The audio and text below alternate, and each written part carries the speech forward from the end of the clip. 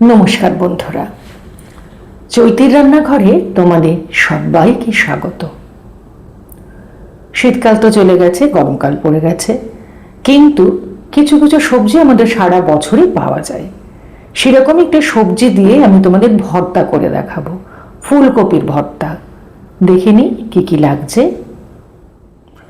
এখানে ফুলকপিটা আমি প্রথমে, যেহেতু শীতের শেষ, ফুলকপিতে অনেক সময় পোকা থাকে, তাই আমি প্রথমে নুন জলে ভালো করে ভিজিয়ে জলটাকে ফেলে দিয়ে সামান্য নুন দিয়ে ভাপিয়ে নিয়েছি। সামান্য মানে খুবই সামান্য, কচকচ করবে সেরকম দিয়ে আমি কিন্তু একটু পেস্ট করে নিয়েছি, অর্ধেক পেস্ট।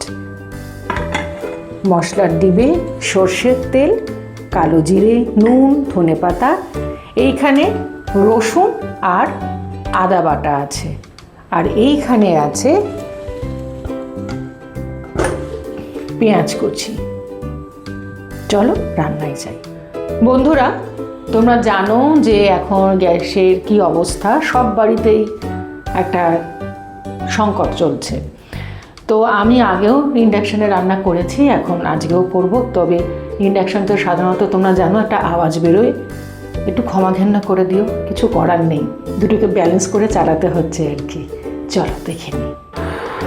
কড়াইতে আমি সর্ষের তেল দিয়েছি এতটা। এবারে আমি নুন দেব। সাধারণত আমি সন্ধব লবণ ব্যবহার করি, তবে মাঝে মাঝে আমি সাদা নুনও দিই, ভালো সেটা খুবই কম, তাই নুনটা সাদা। এইখানে যে ধনেপাতা দেখছো, এর সঙ্গে সবুজের সমারোহ হয়ে গেছে, সবুজ সবুজ লঙ্কা আর ধনেপাতা একসঙ্গেই হয়ে গেছে আর কি। এখানে একটু কালো জিরে ফোড়ন দেব, পুরোটা এখনো গরম হয়নি। খেতে কিন্তু খুব ভালো লাগে, আর তোমাদের দাদা এবং আমি দুজনে ফুলকপি কিন্তু ভীষণ ভালোবাসি।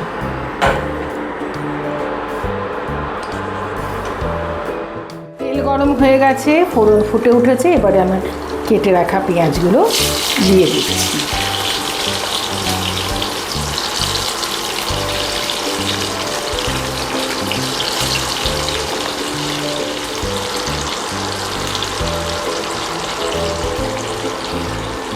দু একটা আদার টুকরো হয়তো দেখতে পাবে, আমি কেটে রেখে দিয়েছিলাম। এবারে যেটা করব, এখানে রসুন আর আদার পেস্ট দিয়ে দিচ্ছি। আমরা রসুনটা একটু বেশি খাই, তাই হয়তো পরিমাপটা একটু বেশি দেব। তোমরা যারা কম খাবে তারা কম করে দেবে। খুব ভালো করে আমি নাড়াচাড়া করব। উপাদেয় খেতে লাগে, অবশ্যই একবার করে দেখতে পারবে এবং বলবে কেমন লেগেছে। খুব ভালো করে আমি নাড়াচাড়া করছি, কারণ তোমরা জানো আমি বলেই থাকি যে এর যে কাঁচা গন্ধগুলো থাকে সেগুলো যাতে না থাকে, তাহলে খেতে ভালো লাগবে না। অনেকের অ্যাসিড হয়, ঢেকুর ওঠে। খুব সুন্দর একটা গন্ধ বেরিয়েছে। আমি ইন্ডাকশানকে একটু লো করে একটুখানি ঢাকা দিয়ে দেবো। পেঁয়াজের থেকে রসটাও বেরোবে, সুন্দর ভাজা ভাজাও হবে। মাঝখানে আমি নাড়িয়ে দিয়েছি।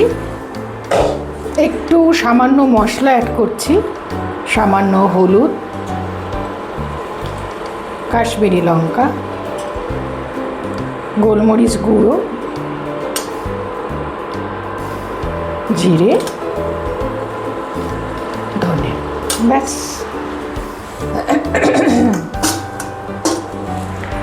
এবারে আমি এই ফুলকপিটাকে আস্তে আস্তে দিয়ে খুব ভালো করে নাড়াবো এবং শেষে ঢেকেও দেব।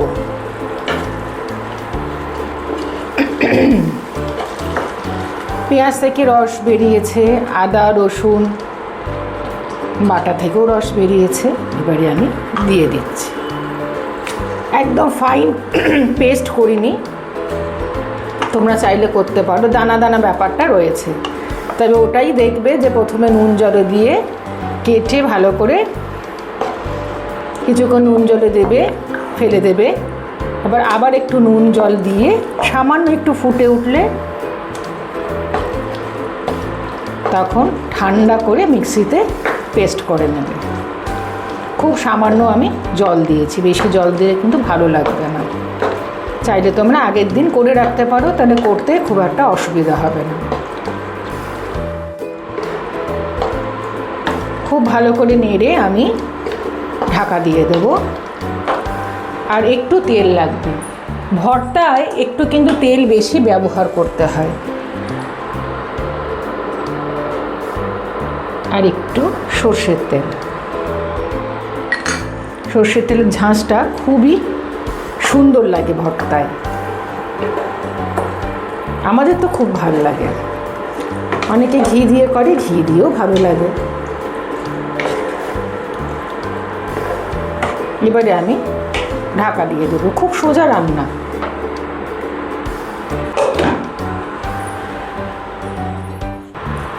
মাঝখানে এসে আমি নাড়িয়ে দিয়েছিলাম, গলেই গেছে মোটামুটি, তবুও একটু দানা দানা রয়েছে। এবারে আমি আমার রান্না একদম শেষের পথে আমি একটু ধনেপাতা এর সঙ্গে একটু মিশিয়ে দেবো।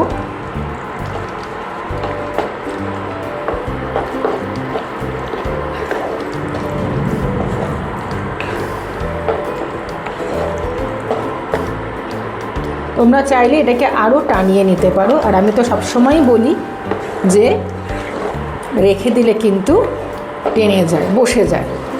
তৈরি হয়ে গেছে ফুলকপির ভর্তা। অবশ্যই জানাবে, খুবই সোজা, সিম্পল, তোমাদের কেমন লেগেছে। তৈরি হয়ে গেছে বন্ধুরা ফুলকপির ভর্তা।